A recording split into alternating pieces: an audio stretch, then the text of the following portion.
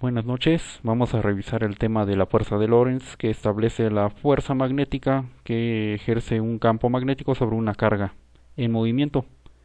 El campo magnético es una magnitud vectorial que parte del polo norte de un imán hacia el polo sur.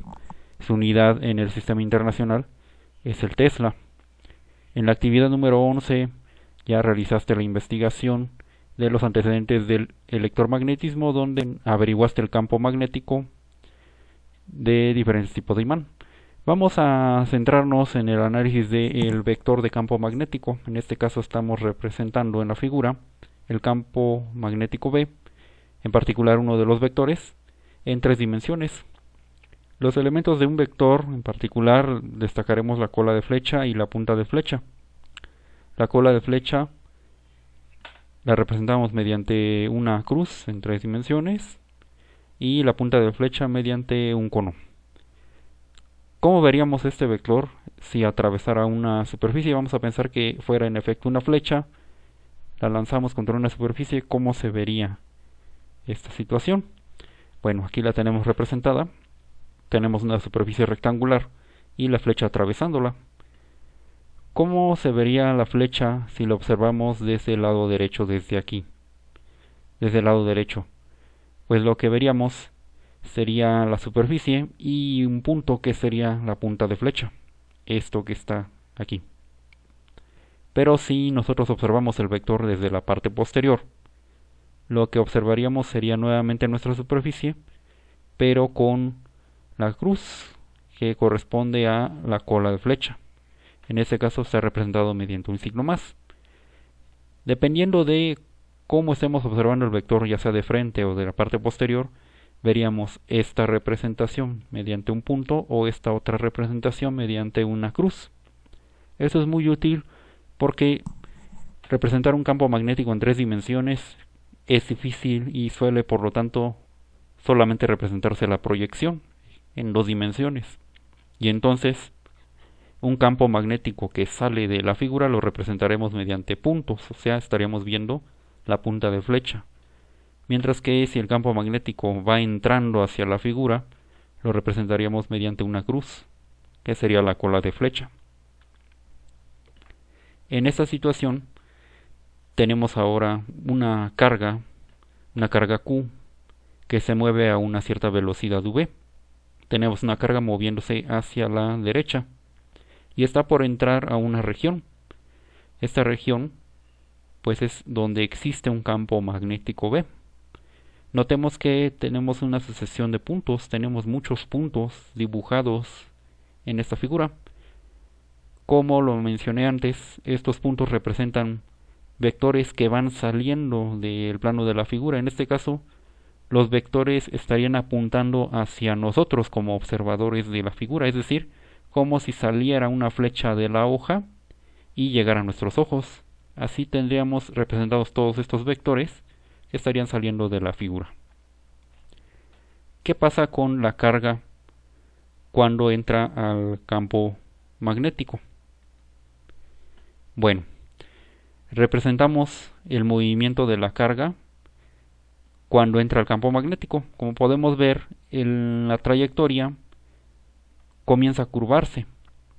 Primero avanza en forma rectilínea, pero posteriormente empieza a adquirir una especie de curva. Incluso puede formar circunferencias completas. Esta curva se produce debido a que sobre la carga va a estar actuando una fuerza F, una fuerza que va a desviar el movimiento de la carga. Esta fuerza F es una fuerza centrípeta. De hecho, es una fuerza centrípeta que se produce debido al campo magnético. Decimos que es una fuerza de origen magnético o inclusive de origen electromagnético, dado que es por la interacción entre la carga de la partícula y el campo magnético que existe. Esta fuerza magnética fue estudiada por un físico holandés llamado Hendrik Lorentz,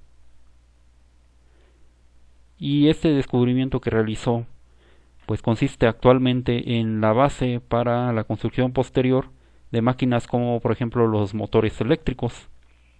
Esta fuerza se va a determinar considerando algunas cantidades, en particular cuánto vale la carga de la partícula, cuál es la velocidad a la que se mueve, cuánto vale el campo magnético y también el ángulo existente entre la velocidad de la carga y el campo magnético.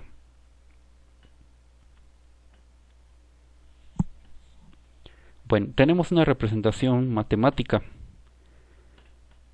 La forma matemática más sencilla para calcular la fuerza entre el campo magnético y la carga la tenemos aquí. La fuerza va a depender de cuánto vale la carga, cuánto vale la velocidad con la que se mueve la carga, la magnitud del campo magnético y el seno del ángulo que forman entre sí el campo magnético y la velocidad de la carga.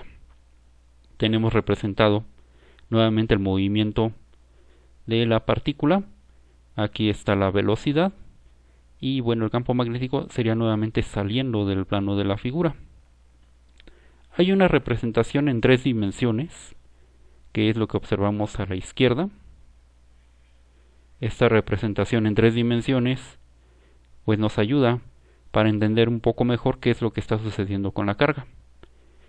El campo magnético iría hacia arriba, indicado por la flecha en color negro.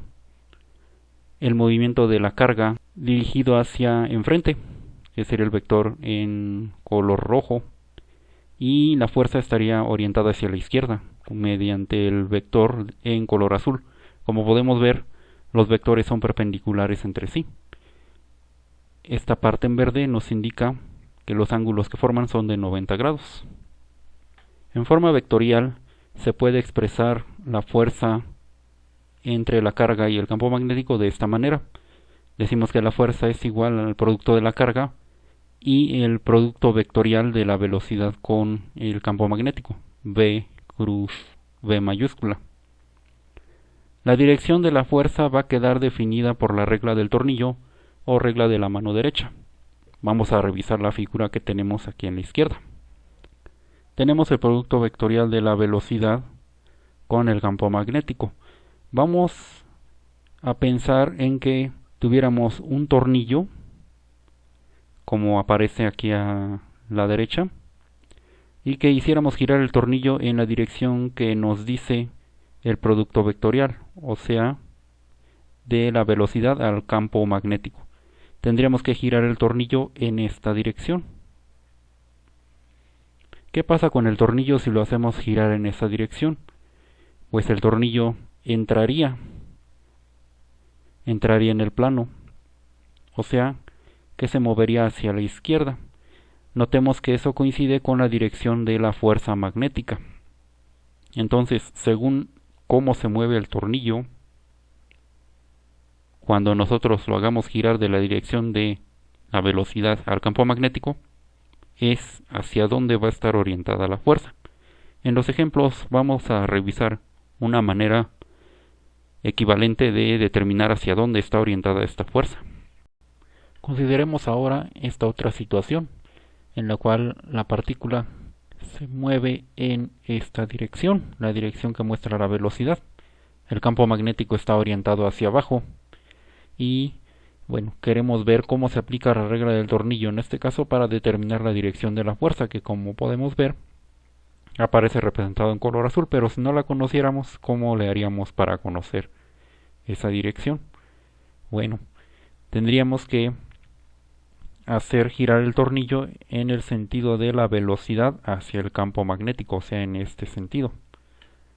Por lo tanto, si hacemos girar el tornillo en este sentido, lo que vamos a observar es que el tornillo entra, se mueve hacia la derecha y precisamente coincide con la dirección de la fuerza F. El tornillo va a avanzar en esa misma dirección.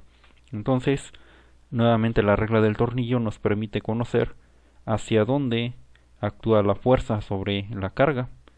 ¿Qué pasa cuando la carga viene moviéndose y llega a la región del campo magnético?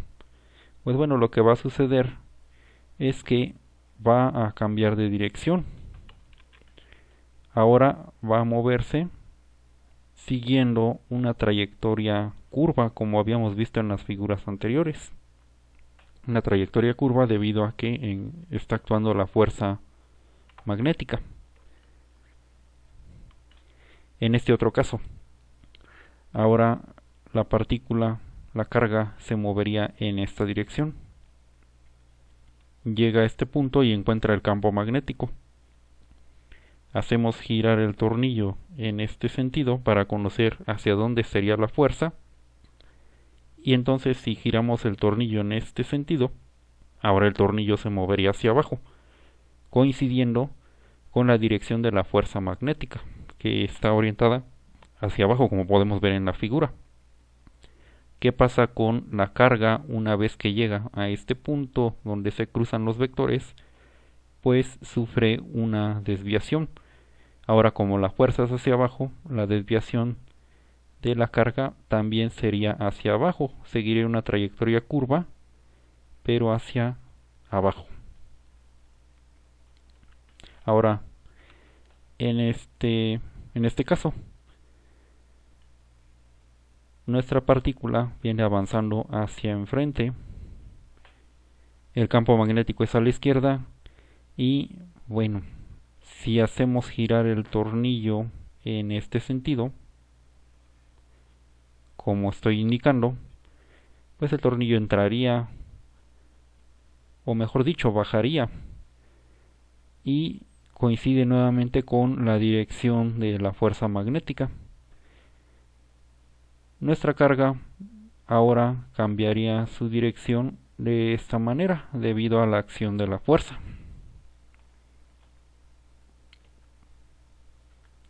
Son algunos ejemplos de cómo se aplica la regla del tornillo para poder conocer la dirección de la fuerza magnética. En los ejemplos vamos a ver otra forma para conocer la dirección de la fuerza magnética sobre una partícula cargada. Veremos diferentes ejemplos y cómo se aplica el producto vectorial en ese caso cuando tenemos 3 dimensiones.